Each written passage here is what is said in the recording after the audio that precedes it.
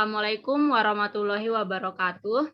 Kami dari kelompok 2 Prodi Pendidikan Bahasa Inggris yang beranggotakan Elva Crescentia, Indrianti, Yeslin Febrianti, dan saya sendiri Yuli Lestari akan membawakan presentasi yang berjudul Landasan Utama Filsafat Pendidikan, yaitu ontologi, epistemologi, dan aksiologi.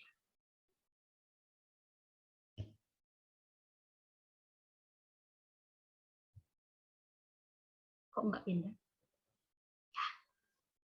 Pengertian ontologi. Ontologi memiliki pengertian yang berbeda-beda. Definisi ontologi berdasarkan bahasa berasal dari bahasa Yunani, yaitu ontos, merupakan ada, dan logos artinya ilmu, sehingga bisa dikatakan ontologi merupakan ilmu mengenai yang ada.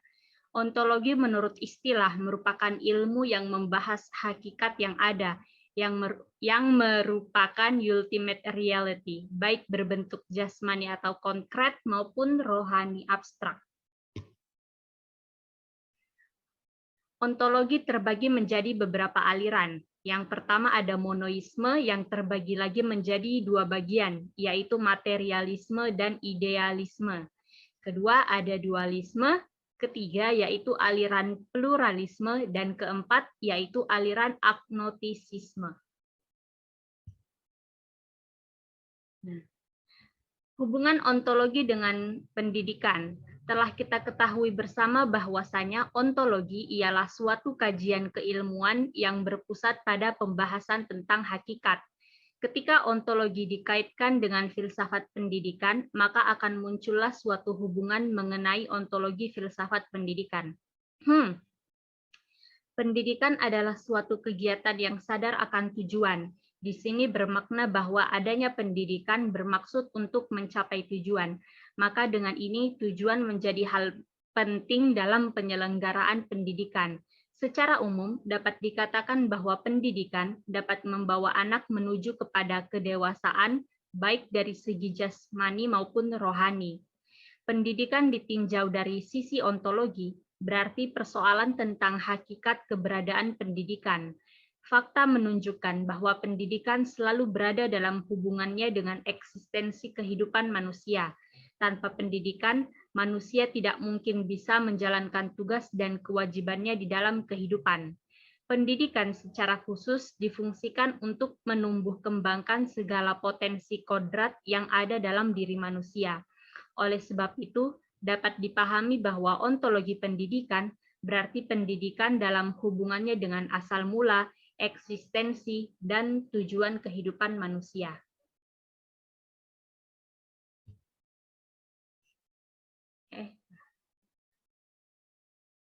Pengertian epistemologi.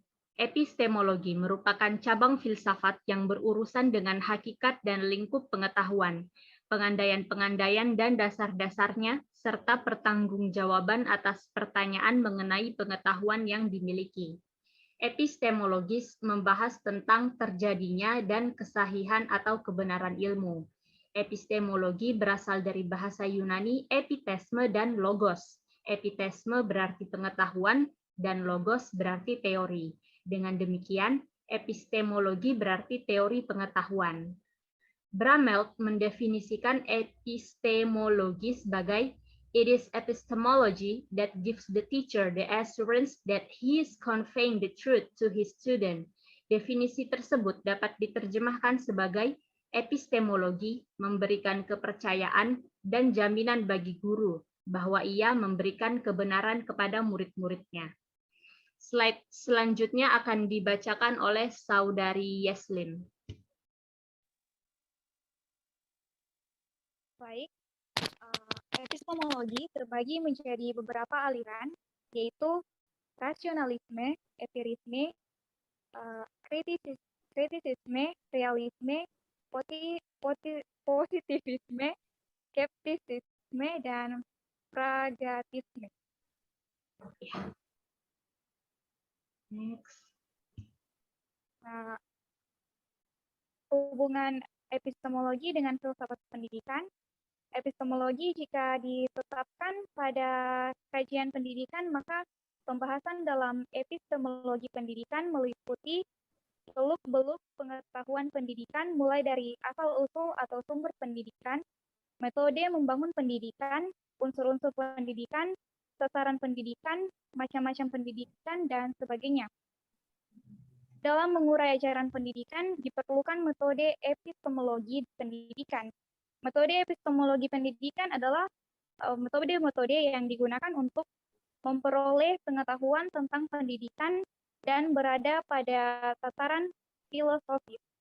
Ada 5 macam metode yang digunakan untuk membangun pengetahuan tentang pendidikan, yaitu yang pertama, metode rasional.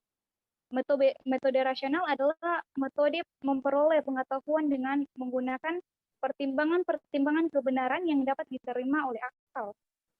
Yang kedua itu metode intuitif. Metode intuitif merupakan metode yang mampu untuk memberikan kontribusi dalam pengembangan ilmu pengetahuan. Yang ketiga, metode dialogis.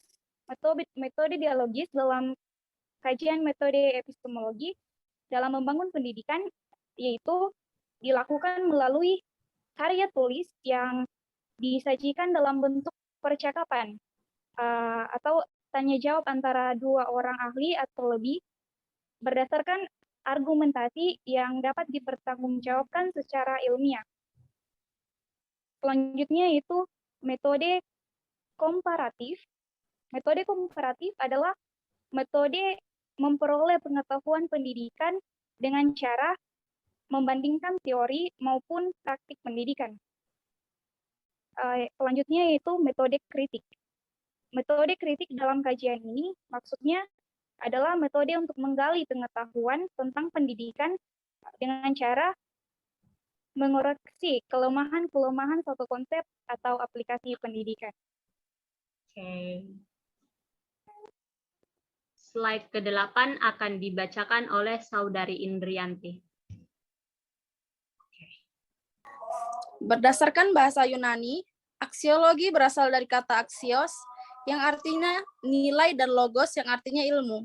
Dengan demikian dapat disimpulkan bahwa aksiologi berarti ilmu tentang nilai. Mengutip Jujun S. Surya Sumantri, aksiologi berarti teori nilai yang berkaitan dengan kegunaan dari pengetahuan yang diperoleh.